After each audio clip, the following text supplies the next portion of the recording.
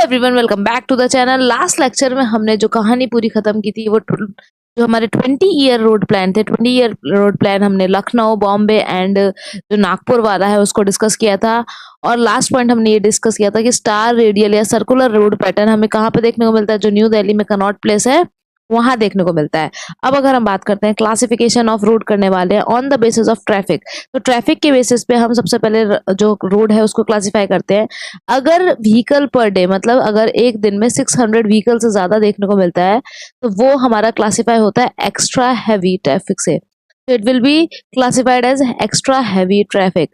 अगर व्हीकल हमारा 600 per day से ज्यादा है तो then it will be extra heavy traffic. अगर हम बात करते हैं 251 से 600 के बीच में अगर हमारा व्हीकल पर डे है, 251 से लेकर 600 व्हीकल के पर डे में अगर हमारा आता है तो इसको हम बोलते हैं हैवी ट्रैफिक। तो ये वाला हमारा कंसिडर किया जाता है हैवी ट्रैफिक। देन हमारा जो नेक्स्ट है वो है 70 से लेके 250 व्हीकल पर डे में। अगर हमारा जो व्हीकल है वो 70 से लेके 250 व्हीकल पर डे में आता है तो ये हमारा कंसिडर किया जाता है मीडियम ट्रैफिक। ये हमारा कंसिडर किया जाता है मीडियम ट्रैफिक में। वेल नेक्स्ट हमारा होता है अगर हमारा 70 से भी कम है, व्हीकल हमारे 70 व्हीकल पर डे से कम है तो ये हमारा लाइट ट्रैफिक में कंसीडर किया जाता है। तो ये वाला ट्रैफिक जो है हमारा वो लाइट ट्रैफिक में कंसीडर किया जाता है। वहीं पे अगर हम बात करते हैं रोड के बेसिस पे अगर करें तो रोड पे जो हमारा टाइप ऑफ लोड लग रहा है, अगर हमारा व्हीकल का जो लोड है वो 1500 टन से ज्यादा है तो वो एक्स्ट्रा हैवी रोड हो जाएगी। अगर हम बात करें यहाँ पर तो अब ये टाइप ऑफ ट्रैफिक था, अब हमारा टाइप ऑफ रोड है। Type of road on the basis of किसके, व्हीकल के लोड पर। व्हीकल के लोड पर हमारा हम टाइप ऑफ रोड को डिफाइन करेंगे और ये जो लोड है वो किसमें हमारा टन्स में है। तो अगर हम बात करते हैं सबसे पहले अगर हमारी जो रोड है उस पे जो लोड हमारा लग रहा है, मैक्सिमम लोड जो देखने को मिल रहा है 1500 टन देखने को मिलता है, तो ये हमारा जो टाइप ऑफ रोड है वो एक्स्ट्रा हैवी रोड हो जाएगा। ये हो जाता है हमारा एक्स्ट्रा हैवी रोड।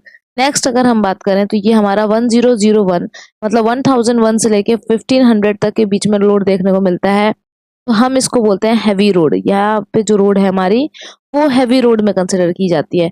फिर अगर हमारा 500 से 1001 कंसिडर किया गया तो ये हमारा मीडियम रोड हो जाता है। और अगर लोड हमारा लोड 500 से कम है, 500 से कम 500 टन से लोड अगर कम है तो इसको हम बोलते हैं लाइट रोड। तो ये हमारी जो क्लासिफिकेशन है on the basis of traffic and on the basis of vehicle का लोड के बेसिस पे हमने रोड को डिस्क्राइब किया है। Let's move to the next point. Next point क्या है हमारा, width of formation of roadway. अगर रोडवे की बात की जाए तो रोडवे में क्या क्या पॉइंट हम कंसीडर करते हैं। तो रोडवे में सबसे पहले आता है कैरेज वे। कैरेज वे क्या है, अगर रोड को देखें तो कैरेज वे वो है जिस पर हमारा व्हीकल मूव करता है। फिर उसके बाद हमारा क्या आता है, इसमें हम और क्या ऐड कर सकते हैं, मीडियन विड्थ को ऐड कर सकते हैं। और जो हमारा शोल्डर है जो हम साइड में पार्किंग के लिए या फिर इमरजेंसी के लिए जो प्रोवाइड करते हैं, शोल्डर विड्थ को भी हम ऐड करते हैं। तो कैरेज वे में हम मीडियन विड्थ, शोल्डर विड्थ को जब ऐड करते हैं तो इसको हम बोलते हैं रोडवे। वहीं पे एक होता है हमारा राइट ऑफ वे, एक होता है हमारा राइट ऑफ वे। तो उसमें क्या करेंगे हम, इस वाली चीज में क्या करते हैं, हम कैरेज वे और शोल्डर को ऐड करते हैं और प्लस में हम रोड को मार्जिन, जो रोड में मार्जिन हमने प्रोवाइड किया है, जो मार्जिन हमने फ्यूचर एक्सपेंशन के लिए रखा है उसको भी ऐड करते हैं। तो carriage way plus shoulder plus हमारा हो जाएगा रोड मार्जिन। रोड मार्जिन ये दोनों हमारी चीजें बहुत इंपॉर्टेंट है। तो एक है हमारा रोड वे और एक होता है हमारा राइट ऑफ वे। तो अगर कैरेज वे को समझ लिया तो इसकी जो इंपॉर्टेंट टेबल है वो भी हमें पता होनी चाहिए। डिफरेंट टाइप्स ऑफ रोड के लिए हमारी जो कैरेज वे है, जो हमारी विड्थ ऑफ कैरेज वे होती है वो डिफरेंट डिफरेंट होती है। तो अगर डिफरेंट टाइप ऑफ रोड्स में देखें, सबसे पहले सिंगल लेन। जब सिंगल लेन की बात की जाती है, सिर्फ हमारा अगर कैसा रोड है, सिंगल लेन रोड है तो कितनी हमें देखने को मिलेगी, 3.75 मीटर। 3.75 मीटर हमारा क्या है, ये जो कैरेज वे है इसकी विड्थ। तो कैरेज वे की विड्थ अगर सिंगल लेन है तो हमको 3.75 मीटर देखने को मिलती है। वेल वहीं पे अगर हम बात करते हैं, नेक्स्ट हमारा है टू लेन कर्व। लेकिन टू लेन है रोड, टू लेन है लेकिन विदाउट कर्व, कर्व के बिना। तो जो टू लेन रोड है विदाउट कर्व, इसको हम क्या बोलते हैं, इसको अपन बोलते हैं, इसकी जो कैरेज वे है ये हो जाएगा 7 मीटर। और अगर टू लेन है लेकिन विद कर्व है, अगर टू लेन रोड है and it is with curve, अगर विद कर्व की बात करें तो यहाँ पर हमारा क्या हो जाएगा, विद कर्व है तो ये हो जाएगा 7.5 मीटर। वेल वहीं पे अगर हम बात करते हैं इंटरमीडिएट कैरेज वे है, इंटरमीडिएट कैरेज वे होता है तो उसके लिए हो जाता है हमारा 5.5। तो इंटरमीडिएट, अगर हम इसकी बात करते हैं, आप कौन सा हमारा कैरेज वे है, अगर इंटरमीडिएट लेन है या इंटरमीडिएट कैरेज वे है तो इसकी जो विड्थ हो जाएगी, इसकी विड्थ हो जाती है हमारी 5.5 मीटर। और जो मल्टी लेन होती है, हमारी मल्टी लेन होती है, अगर इसकी बात करी जाए तो मल्टी लेन में हमारा क्या कंसिडर करते हैं हम, उसकी जो विड्थ ऑफ कैरेज वे है वो होता है हमारा 3.5 मीटर पर लेन। तो कितनी लेन है उसके हिसाब से डिपेंड करता है। तो 3.5 मीटर पर लेन हमारी different types of carriage way width हो जाएगी डिफरेंट टाइप्स ऑफ रोड के लिए। अब कुछ पेवमेंट कैरेक्टरिस्टिक्स की बात कर लेते हैं, जिसमें सबसे पहला कैरेक्टरिस्टिक हमारा क्या है, फ्रिक्शन। अगर हम इसकी बात करते हैं फ्रिक्शन की, तो बेसिकली जैसे आप लोग अपने जो आपका सक्सेस पाथ है उस पर चलना शुरू करते हैं तो जो आपके बहुत सारे हर्डल्स हैं, फ्रिक्शन लगना स्टार्ट हो जाता है। उसी तरीके से व्हीकल जब स्टार्ट किया, मूव करना स्टार्ट करता है, तो जो रोड है उस पर वो एक अपोजिट फोर्स लगाता है, वो क्या है हमारा फ्रिक्शन। तो दो तरीके के फ्रिक्शन देखने को मिलेंगे। एक होता है लॉन्गिट्यूडनल फ्रिक्शन, एक हो जाता है हमारा लॉन्गिट्यूडनल फ्रिक्शन, और एक होता है हमारा lateral friction. One is longitudinal friction and another one is lateral friction. एक आपको देखने को मिलेगा लेटरल फ्रिक्शन। तो जो लॉन्गिट्यूडनल फ्रिक्शन है, बेसिकली अगर इसकी बात करें तो यहाँ पर हमें वैल्यू इसकी कितनी वेराई करती हुई दिखती है, इसको वैल्यू जो है हमारे 0.35 से लेकर 0.4 तक हमारी वेराई करते हुए दिखती है। वेल वहीं पे अगर हम लेटरल फ्रिक्शन की बात करते हैं, ये कब करता है, जब हमारा कोई व्हीकल सर्कुलर कर्व में मोस्टली जब हमारा कोई भी व्हीकल कर्व पे मूव कर रहा होता है, कर्व पे मूव करता है, तो एक सेंट्रीफ्यूगल फोर्स लगता है। और इसको जो सेंट्रीफ्यूगल फोर्स है, ये जो बेसिकली सेंट्रीफ्यूगल फोर्स लगता है, और व्हीकल के जो इस टायर पे जो हमारा व्हीकल है उस पे हमें कौन सा फ्रिक्शन देखने को मिलता है, तब हमारा लेटरल फ्रिक्शन इसके अपोजिट में लगता है। तो सेंट्रीफ्यूगल फोर्स को बैलेंस करने के लिए जो फ्रिक्शन हमारा लगता है वो बेसिकली क्या है, लेटरल फ्रिक्शन। तो लेटरल फ्रिक्शन बेसिकली अगर इसकी वैल्यू की बात करते हैं, ये वेराई करता है 0.1 से लेकर 0.3 के बीच में, 0.3 के बीच में। तो ये हमारी वैल्यूज हैं। दो तरीके का फ्रिक्शन देखने को मिला, एक क्या है लॉन्गिट्यूडनल फ्रिक्शन और एक क्या होता है हमारा लेटरल फ्रिक्शन। उसी तरीके से अब हमारा जो सेकंड कैरेक्टरिस्टिक है वो है हमारा skid and slip. Skid and slip को देखना है हमें। तो सेकंड हमारा जो कैरेक्टरिस्टिक है पेवमेंट का वो होता है हमारा स्किड एंड स्लिप। अगर हम बात करते हैं स्किड एंड स्लिप की, तो स्किड एंड स्लिप की अगर बात करें उससे पहले दो चीज समझनी पड़ेगी। अगर कोई व्हील है, ये व्हील है, जैसे अगर वो अपने ही प्लेस पे मूव कर रहा है तो इसको बोलते हैं हम रोटेशनल मोशन। अगर वो अपनी प्लेस पे मूव कर रहा है या फिर वो सर्कुलर मूव करता है तो वो बोलते हैं हम रोटेशनल मोशन। और अगर वो ऐसे मूव करते हुए आगे भी मतलब व्हीकल भी मूव कर रहा है, जो व्हील है वो मूव कर रहा है और फिर वो आगे भी जा रहा है, मतलब वो लीनियर डिस्टेंस भी कवर कर रहा है, लीनियर डिस्टेंस भी कवर कर रहा है, तो इसको बोलते हैं हम ट्रांजिशनल मोशन। इसको बोलते हैं हम ट्रांजिशनल मोशन। तो इसको बेसिकली बोला जाता है ट्रांजिशनल मोशन। तो यहाँ पर दो टर्म होता है, एक होता है रोटेशनल मोशन जिसको मैं आरएम से शो करूंगी, और एक होता है ट्रांजिशनल मोशन जिसको हम टीएम से शो करेंगे। तो अगर अगर किसी केस में जब हमने ब्रेक अप्लाई किया, क्या अप्लाई किया, हमने ब्रेक अप्लाई किया व्हीकल पे, और जो हमारा ट्रांजिशनल मोशन है वो ज्यादा होता है in compare to rotational motion में, तो इस केस में हम इसको बोलते हैं स्किड हो गया। तो हमारी व्हीकल क्या होती है इस केस में, हमारी व्हीकल क्या होता है, स्किड होता है। इस केस में हमारा व्हीकल स्किड होता है। तो जो transitional motion is large then more than rotational motion, then skid is happen. और अगर इसका उल्टा अगर हमने देखा कि स्लिप हो रहा है, स्लिप होने में क्या होता है कि आप क्या देखोगे, रोटेशनल मोशन ज्यादा हुआ। रोटेशनल मोशन मतलब एक ही जगह पे जो हमने एक्सलरेटर दे रहे हो, जैसे मान लो अगर कीचड़ में व्हीकल चलाया और एक्सलेटर दे रहे हो लेकिन टायर वहीं के वहीं घूम रहा होता है, बहुत तेज घूम रहा होता है कीचड़ में फंसने के बाद, वहां पे क्या हो रहा है, रोटेशनल मोशन ज्यादा हुआ, ट्रांजिशनल मोशन कम हुआ। तो rotational motion is more than transitional motion. इस केस को क्या बोलते हैं, हम इस केस को बोलते हैं स्लिप। ट्रांजिशनल मोशन कब होता है, जब हमारा बेसिकली लीनियर मोशन हो रहा हो, आगे की तरफ टायर हमारा चल के जा रहा हो, तो उसको बोलते हैं ट्रांजिशनल मोशन। तो व्हीकल अगर हमारा वहीं पे रोटेट कर रहा है तो रोटेशनल मोशन है, और ट्रांजिशनल मोशन अगर रोटेशनल मोशन से ज्यादा है तो उसको स्किड बोलते हैं, और रोटेशनल मोशन ज्यादा है ट्रांजिशनल मोशन से तो अगर उसको बोलते हैं हम स्लिप। प्योर स्किड भी एक कंडीशन होती है, जब क्या हो जाएगा, प्योर स्किड कब हो जाएगा, जब बस हमारा ट्रांजिशनल मोशन देखने को मिले। प्योर स्किड में क्या होगा, जो हमारा रोटेशनल मोशन है, रोटेशनल मोशन जो है वो जीरो के इक्वल हो जाए। वहीं पे अगर हम प्योर स्लिप की बात करते हैं, प्योर स्लिप की बात की जाए तो प्योर स्लिप कब देखने को मिलेगा, जब मेरा रोटेशनल मोशन जो मेरा ट्रांसलेशनल मोशन है, जो प्योर स्लिप का मतलब है कि चक्का बस घूम रहा है, वो बिल्कुल भी आगे नहीं बढ़ रहा। तो उस केस में क्या होगा, ट्रांसलेशनल मोशन जो है वो जीरो हो जाएगा और इस केस में हमें प्योर स्लिप देखने को मिलता है।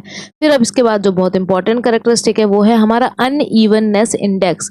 तो बेसिकली अगर इसकी बात करें तो ये है हमारा अनइवननेस इंडेक्स देखने को मिलती है। यहाँ पर एक हमको टेबल भी है जो बहुत इंपॉर्टेंट है, वो याद रखना। तो अनइवननेस इंडेक्स क्या बताता है कि हमारे एक per unit length of road पे, हमने एक लेंथ ऑफ रोड ली, लेंथ ऑफ रोड पे कितनी अनइवन हमको अनड्यूलेशन देखने को मिलते हैं, कितना अनइवननेस देखने को मिलता है या कितने अनड्यूलेशन देखने को मिलते हैं। हिंदी में इसको अगर बेसिक लैंग्वेज में, लेमन लैंग्वेज में बोला जाए तो कितना ऊबड़ खाबड़ है हमारा रोड। तो बेसिकली अगर हम इसकी बात करते हैं तो कितनी अनड्यूलेशन देखने को मिलती है पर लेंथ ऑफ रोड पर। तो सडन राइस एंड फॉल को हम बोलते हैं अनइवननेस। तो सडन राइस हुआ, कहीं पे ऊपर हो गया कहीं पे नीचे, तो गड्ढे जो है sudden rise and fall, sudden rise and fall को हम अनइवन या फिर अनड्यूलेशन बोलेंगे। इसको हम किसके हेल्प से मेजर करते हैं, इसको हेल्प हम जिस हेल्प से मेजर करते हैं, जिस इंस्ट्रूमेंट से इसको मेजर किया जाता है उसको बोला जाता है बम्प इंटीग्रेटर। इसको बोला जाता है बम्प इंटीग्रेटर। और जिस यूनिट में हम इसको मेजर करते हैं वो बेसिकली है इंटरनेशनल रफ इंडेक्स। तो अगर हम इसको देखें बम्प इंटीग्रेटर के हेल्प से हम उसको मेजर करते हैं, इसका फॉर्मूला होता है BI is equals to 630 multiply by IRI multiply by IRI, bracket में आ जाएगा हमारा पावर आएगा 1.2। ये हमारा फॉर्मूला है जिसमें BI क्या है बम्प इंटीग्रेटर और RII क्या है IRI है हमारा इंटरनेशनल रफ इंडेक्स। तो IRI है हमारा इंटरनेशनल रफ इंडेक्स। और यहाँ से हमारी एक टेबल आती है जो कि हमें याद रखनी है। अगर हम अनइवननेस इंडेक्स की बात करें, इसको बेसिकली हम किस में मेजर करते हैं, mm पर किलोमीटर में। कितना mm अनड्यूलेशन देखने को मिला हमारे पर किलोमीटर के हिसाब से। तो पहली टेबल हमारी बहुत इंपॉर्टेंट है जिसमें हमें देखने को मिलेगा अगर 1500 mm पर किलोमीटर आपको अनड्यूलेशन देखने को मिलता है तो ये रोड जो है हमारी गुड कंसीडर की जाती है। अगर आपको 1500 से 2500 mm पर किलोमीटर आपको अनड्यूलेशन देखने को मिलते हैं तो इसको हम कंसिडर करते हैं सेटिस्फैक्ट्री में, सेटिस्फाइड रोड कंसिडर किया जाता है, इट इज सेटिस्फैक्ट्री। और अगर हम बात करते हैं लास्ट केस की जो है हमारा 3500 mm पर किलोमीटर या फिर उससे ज्यादा में देखने को मिलता है तो इस वाले केस को हम बोलते हैं अनकंफर्टेबल।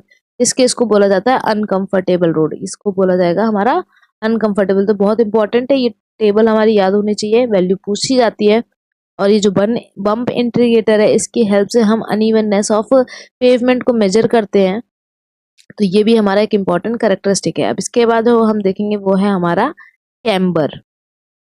नेक्स्ट पेवमेंट कैरेक्टरिस्टिक की बात करते हैं तो वो है हमारा कैम्बर। अगर कैम्बर की बात की जाए तो कैम्बर बेसिकली क्या होगा, आपको राइज देखने को मिलेगा। राइज देखने को मिलता है जब हमारा स्लोप देखने को मिलता है, सेंटर लाइन पे हम एलिवेट कर देते हैं और क्रॉस स्लोप देखने को मिलता है तो कैम्बर को हम क्रॉस स्लोप भी कहते हैं। हमने क्या किया, सेंटर लाइन पे हमने इसको एलिवेट कर दिया, हमने थोड़ा सा रोड को क्या किया, सेंटर लाइन पे एलिवेट कर दिया। इसका बेसिक मेन क्या पर्पस है, ये प्रिवेंट करता है हमारा, जो प्रिवेंट करता है वाटर को लॉग होने से, प्रिवेंट करता है वाटर को डिपॉजिट होने से, वाटर लॉगिंग से प्रिवेंट करता है, वाटर अंदर ना जा पाए, बिटुमिनस जो रोड है हमारी तो वो उसको डिस्ट्रॉय ना कर पाए, डिग्रेड ना कर पाए, तो वाटर आराम से हमारा स्लोप डाउन होके नीचे आ जाए, इस बात पे ये हमारा हेल्प करता है। तो ये प्रिवेंट करता है वाटर के लॉगिंग होने से। अगर हम बात करते हैं दो टाइप के हमको कैम्बर देखने को मिलते हैं, पहला है हमारा स्ट्रेट कैम्बर। हमें क्या देखने को मिलता है, एक देखने को मिलता है हमारा स्ट्रेट कैम्बर जिसमें क्या होगा, हम डायरेक्टली स्ट्रेट लाइन बना लेते हैं, इस तरीके से हमारा स्ट्रेट कैम्बर देखने को मिलता है। और एक होता है हमारा पैराबोला कैम्बर। तो स्ट्रेट कैम्बर में कुछ दिक्कत देखने को मिली तो हमने पैराबोला बनाया, और पैराबोला में भी कुछ देखने को मिला दिक्कत तो फिर हमने कंपोजिट बनाया, कंपोजिट कैम्बर बनाया जिसमें हमने दोनों का कॉम्बिनेशन लिया है। पैराबोला कैम्बर में क्या होता है, कुछ इस तरीके से देखने को मिलता है। कंपोजिट कैम्बर क्या है, जो स्ट्रेट कैम्बर है हमारा स्ट्रेट कैम्बर है और जो हमारा पैराबोला कैम्बर है उन दोनों का कंपोजिशन हमने दोनों को मिक्स करके इस तरीके से कुछ बनाया है। ये हमारा बेसिकली अगर हम बात करें तो ये हमारा 2 डिग्री है, यहाँ पे आपको सेंटर में 2 डिग्री देखने को मिलेगा और नीचे यहाँ पर 1 डिग्री मतलब स्ट्रेट कैम्बर देखने को मिलेगा। तो स्ट्रेट कैम्बर हमारा जो सीसी हमारे जो पेवमेंट होती है, जो सीमेंट कंक्रीट पेवमेंट होती है, सीसी पेवमेंट जो है सीमेंट कंक्रीट पेवमेंट है, वहां पर मोस्टली हम लाइकली वो स्ट्रेट कैम्बर को प्रोवाइड करते हैं। अगर बिटुमिनस की बात करें, बिटुमिनस कैम्बर है हमारा, बिटुमिनस अगर पेवमेंट है, बिटुमिनस पेवमेंट अगर प्रेजेंट है हमारा तो हम पैराबोला कैम्बर प्रोवाइड करते हैं। अगर स्लो मूविंग व्हीकल है, जैसे कि अगर हम बात करें बैलगाड़ी हमारी स्लो मूविंग व्हीकल है, उससे जा रहे हैं तो उसके लिए हमारा जो स्ट्रेट कैम्बर है वो बढ़िया है। लेकिन अगर हमें फास्ट मूविंग व्हीकल, जो हमारा चिंटू था जो फरारी में घूम रहा था, अगर उसको चलना है तो उसके लिए कौन सा रहेगा, पैराबोला कैम्बर रहेगा। लेकिन रोड पर दोनों तरीके की चीजें चल रही है, स्लो मूविंग व्हीकल भी चल रहा है और फास्ट मूविंग व्हीकल भी चल रहा है। तो अगर स्लो मूविंग व्हीकल और फास्ट मूविंग दोनों चल रहे हैं तो हमें इसलिए कौन सा देना पड़ा, कंपोजिट कैम्बर देना पड़ा कि 1 डिग्री, जो 1 डिग्री वाला पाथ होगा, जहाँ पे 1 डिग्री वाला पाथ है वहां पर स्लो मूविंग व्हीकल काम करेंगे। जो 1 डिग्री वाला है वहां पर स्लो मूविंग व्हीकल जो हमारे जो मूव कर लेंगे। और जो यहाँ पर हमने पैराबोला वाला प्रोवाइड किया है, जहाँ पे पैराबोला प्रोवाइड किया है वहां पर हमारा फास्ट मूविंग व्हीकल हमारा मूव कर लेंगे। फास्ट फास्ट मूविंग व्हीकल आराम से मूव कर सकते हैं। अगर हम कैम्बर की बात करते हैं तो कैम्बर की जो ये हमारा स्ट्रेट कैम्बर है, अगर इसकी हाइट की बात की जाए तो हमारा स्ट्रेट कैम्बर की जो हाइट होती है वो होती है, इसकी हाइट की बात की जाए तो y इज इक्वल्स टू जो हमारा विड्थ है, विड्थ अपॉन 2n। n क्या है, जो हमारा हमने जिससे राइज किया है। अगर हम बात करते हैं यहाँ पर तो हमारा जो हाइट ऑफ कैम्बर होता है y is equal to w upon 2n। वहीं पे पैराबोला के लिए अगर बात करें, पैराबोला कैम्बर की बात करते हैं, पैराबोला कैम्बर के लिए हाइट कितना हो जाएगा, पैराबोला कैम्बर के लिए हाइट हो जाता है हमारा y is equal to 2x square, y is equals to 2x square upon में हमारा n मल्टीप्लाई बाय विड्थ, जितनी विड्थ है उससे मल्टीप्लाई कर देंगे। ये पैराबोला के लिए, जो पैराबोला कैम्बर होता है उसके लिए हाइट है। अब अगर एक और टेबल की बात की जाए तो जो कैम्बर की टेबल होती है वो किस बात पे डिपेंड करती है, वो डिपेंड करती है हमारी टाइप ऑफ रोड पर और कितने टाइप की रेनफॉल हो रही है। तो हमारी जो टाइप ऑफ रोड है उस पे और जो हमारी रेनफॉल है, किस तरीके की रेनफॉल है उस पर डिपेंड करती है। तो टाइप ऑफ रोड पर और जो हमारी रेनफॉल है, रेनफॉल हमारी या तो हाई हैवी रेनफॉल हो सकती है, या तो हैवी रेनफॉल होगी, या फिर हमारी लाइट रेनफॉल देखने को मिलेगी, या आपको लाइट रेनफॉल देखने को मिलेगी। तो सबसे पहला इंपॉर्टेंट एमसीक्यू तो ये हो गया कि camber depends upon type of rainfall, type and rainfall और टाइप ऑन रोड पे। तो टाइप ऑफ रोड पे और टाइप ऑफ रेनफॉल पे डिपेंड करता है। सबसे पहला हम लेते हैं concrete, concrete cement road, concrete cement road. अगर इसकी बात करें, कंक्रीट सीमेंट रोड की बात करें तो ये 2% आपको कैम्बर देखने को मिलेगा। फिर आपको ये यहाँ पे याद रखना है थिन बिटुमिनस रोड देखने को मिलती है। फिर आपको याद रखना है थिन बिटुमिनस रोड देखने को मिलती है, उसके लिए हो जाएगा 2.5%। फिर आपको याद रखना है यहाँ पर हमें देखने को मिलेगी बिटुमिनस रोड या फिर ग्रेवल रोड। हमारी या तो बिटुमिनस रोड या फिर आपको ग्रेवल रोड देखने को मिलेगी। तो यहाँ हो जाता है हमारा 3% ग्रेवल रोड, यहाँ हो जाएगा हमारा 3%। और लास्ट में हमारा होता है अर्दन रोड। अर्दन रोड में क्या है कि अर्दन रोड में आपको ऑलमोस्ट मिट्टी देखने को मिलता है, तो वाटर जल्दी ही सोक कर सकता है। तो यहाँ पर आपको कैम्बर का परसेंटेज भी ज्यादा देखने को मिलेगा, 4%। फिर अगर लाइट रेनफॉल की बात करें तो यहाँ पे कुछ नहीं करना है, इसको आपको नीचे लिख लेना है, इसको आपको यहाँ पे नीचे कर देना है और इसको आपको यहाँ नीचे कर देना है 3%। और यहाँ आ जाएगा हमारा 1.7%। इस तरीके से याद कर लीजिएगा। तो ये टेबल बहुत इंपॉर्टेंट है, यहाँ से डायरेक्ट क्वेश्चन पूछे जाते हैं। एक और फॉर्मूला जो याद रखना है आपको, जो ग्रेडियंट है वो हम आगे पढ़ेंगे। ग्रेडियंट क्या होता है, ग्रेडियंट जो होता है वो हमेशा जो ट्वाइस ऑफ कैम्बर होता है, तो कैम्बर जो प्रोवाइड करते हैं हम उसका अगर ट्वाइस कर देंगे तो हमें किसकी वैल्यू मिल जाएगी, तो ग्रेडियंट की वैल्यू मिल जाएगी, जो रोड पे ग्रेडियंट है। तो हमने बहुत ही अच्छी चीजों को रिवाइज किया है। अगर पुराना लेक्चर नहीं देखा तो उसको भी अच्छे से क्विक रिवाइज कर लीजिएगा। इसके आगे हम जो हमारी ज्योमेट्रिक डिजाइन की पैरामीटर्स हैं उनको हम देखेंगे, शोल्डर क्या होता है और फिर हमारा जो व्हीकल है उसकी क्या हाइट होनी चाहिए, कितनी विड्थ होनी चाहिए, एसएसडी कैसे निकालते हैं, ओएसडी कैसे करते हैं, इन सबको क्विक रिवाइज करेंगे। एग्जाम आ रहा है बिल्कुल नजदीक में, तो keep rocking, keep learning. Till then keep watching, like and subscribe our channel.